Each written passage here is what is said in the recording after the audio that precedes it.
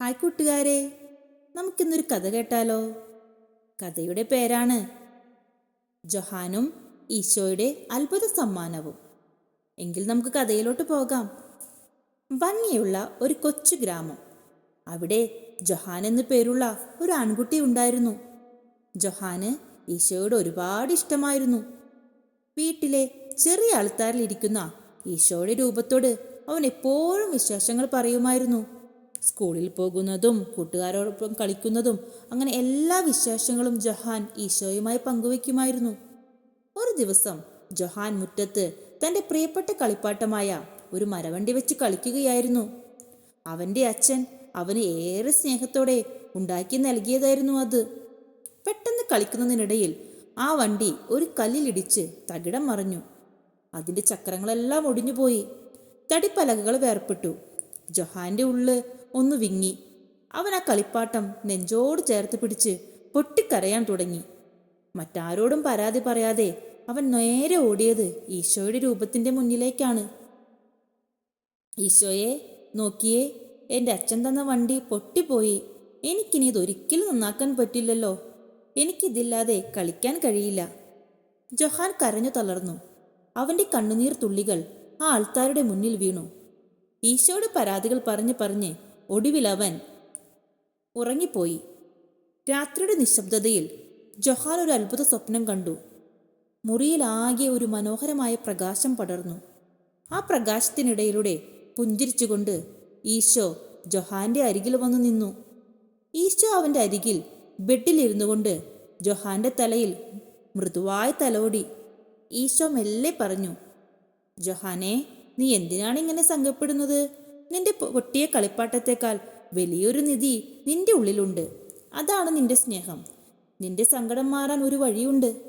നാളെ രാവിലെ നീ പുറത്തിറങ്ങി നിന്നേക്കാൾ സങ്കടപ്പെടുന്ന ഒരാളെ സഹായിക്കൂ. നിന്റെ കൊച്ചു കൈകൾ കൊണ്ട് നീ മറ്റൊരാളുടെ കണ്ണീർ തുടച്ചാൽ നിനക്കുള്ള സമ്മാനം ഞാൻ നിനക്ക് എത്തിച്ചു തരും. ജൊഹാൻ അത്ഭുതത്തോടെ ഈശോയെ നോക്കി പുഞ്ചിരിച്ചു. പിറ്റേന്ന് രാവിലെ പക്ഷികളുടെ ചിലക്കൽ കേട്ടാണ് ജൊഹാൻ ഉണർന്നത്. തലേ ദിവസത്തെ സങ്കടമെല്ലാം മാറി അവൻ്റെ ഉള്ളിൽ ഒരു വലിയ പ്രതീക്ഷയും സന്തോഷവും നിറഞ്ഞിരുന്നു. അവൻ വേഗം തന്നെ മുറ്റത്തേക്കിറങ്ങി. അപ്പോഴാണ് അയൽപ്പക്കത്തെ കൊച്ചു പെൺകുട്ടി മീനു മുറ്റത്തിരുന്ന് കരയുന്നത് അവൻ കണ്ടത്. അവളുടെ പന്ത് എവിടെയോ കാണാതെ പോയിരിക്കുകയാണ്.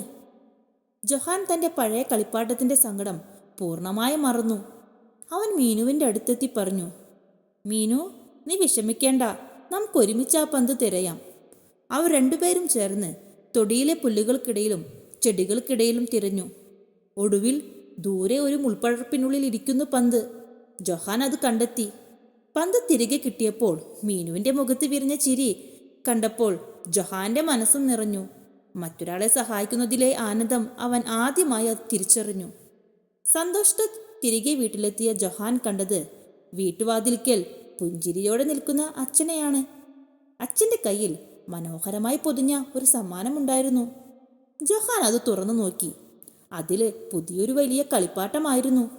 അവൻ സ്വപ്നത്തിൽ പോലും വിചാരിക്കാത്ത അത്രയും ഭംഗിയുള്ള ഒന്ന്. ജൊഹാൻ വേഗം ഈശോയുടെ രൂപത്തിന് മുന്നിലേക്ക് ഓടി.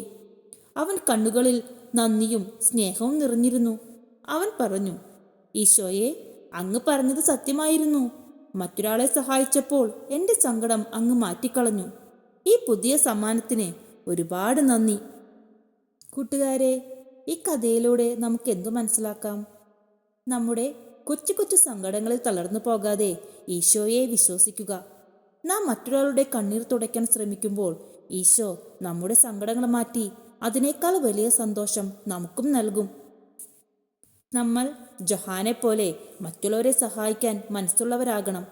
നമ്മുടെ കയ്യിലുള്ളത് നഷ്ടപ്പെടുമ്പോൾ വിഷമിച്ചിരിക്കാതെ ചുറ്റുമുള്ളവരുടെ സങ്കടം മാറ്റാൻ ശ്രമിച്ചാൽ ദൈവം നമുക്ക് വലിയ അനുഗ്രഹങ്ങൾ നൽകും. സ്നേഹമുള്ള ഹൃദയങ്ങളിലാണ് ദൈവം എപ്പോഴും വസിക്കുന്നത്. കൂട്ടുകാരെ, നിങ്ങൾക്കെല്ലാവർക്കും കഥ ഇഷ്ടപ്പെട്ടില്ലേ? നമുക്ക് അടുത്തൊരു കഥയുമായി വീണ്ടും കാണാം.